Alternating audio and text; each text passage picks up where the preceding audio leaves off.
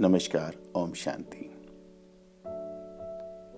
ये सृष्टि चक्र 84 जन्मों का एक चक्र है, जिसमें ईश्वर ने हमें 84 जन्मों के लिए यानी कि 84 बार ये शरीर रूपी वस्त्र बदलने के लिए हमें यहाँ भेजा है।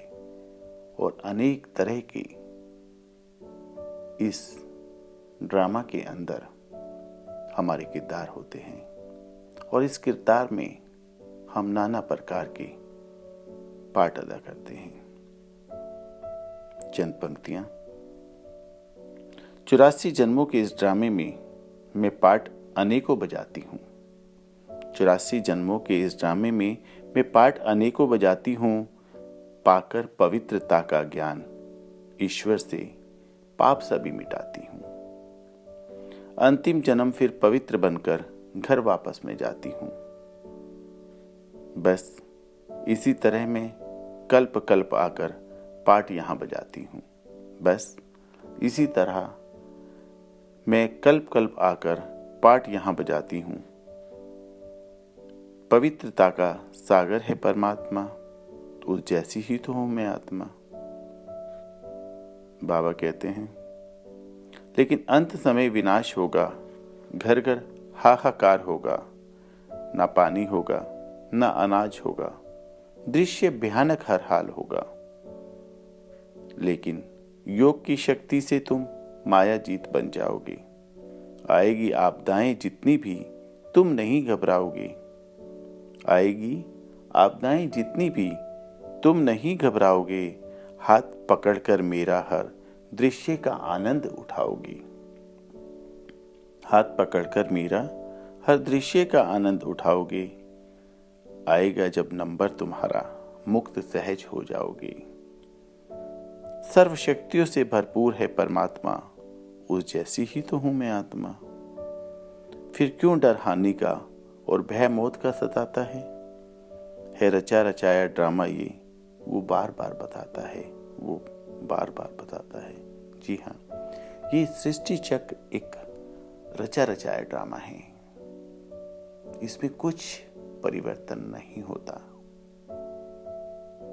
ये तो पहले से लिखा गया कि एक ड्रामा होता है, जिसके अंदर हम अपने कर्मों का जो लेखा है वो साथ लेकर आते हैं और आगे के सफर का मार्ग हम स्वयं तैयार करते हैं। अपनी किस्मत का लेखा हम स्वयं तैयार करते हैं।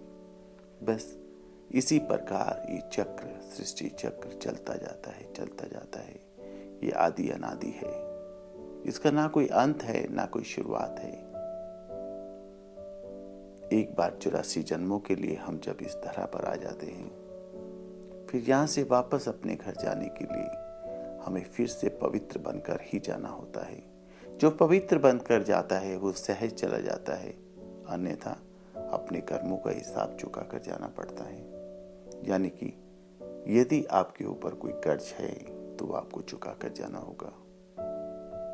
आपकी तिजोरी में धन दौलत है कर्मों की, तो आप सहज अपने साथ ले जा सकते हैं, मगर देनदारी, बुरा कर्म, वो सब आपको चुकाना होगा।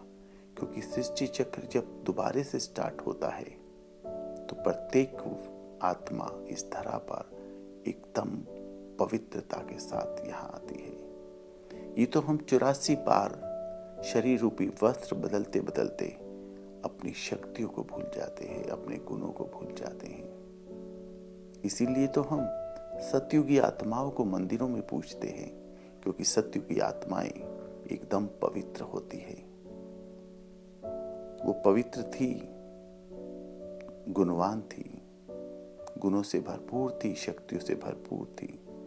इसीलिए हम उन्हें याद करते हैं, यानी कि अपना ही हम पास्ट स्वरूप याद करते हैं। जो पास्ट में कभी हमारा स्वरूप होता था, वही हम आज याद करते हैं, क्योंकि हम आत्माएं शरीर बदलते बदलते अपने गुणों को खो देती है।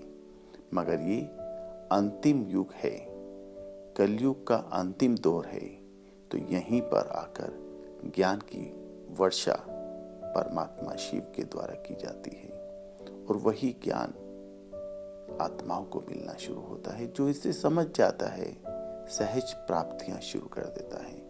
जो नहीं समझ पाता वो फिर भटकता रहता है, मगर जाना सबको पवित्र बनकर ही होगा, ये ध्यान रहना है। जो पवित्र नहीं बनेगा वो अंत में हिसाब भी चुकता करेगा, तो कैसे करेगा, किस प्रकार करेगा? सजाए खाकर? और कौन सा रास्ता हो सकता है?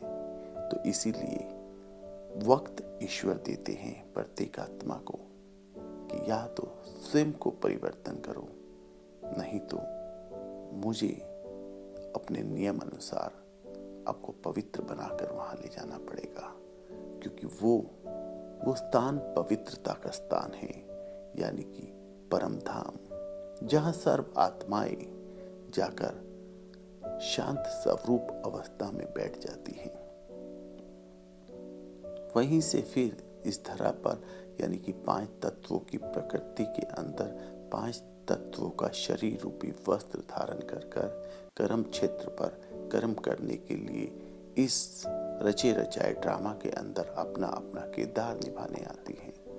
बस यही सृष्टि चक्र है। नमस्कार। ओम शांति।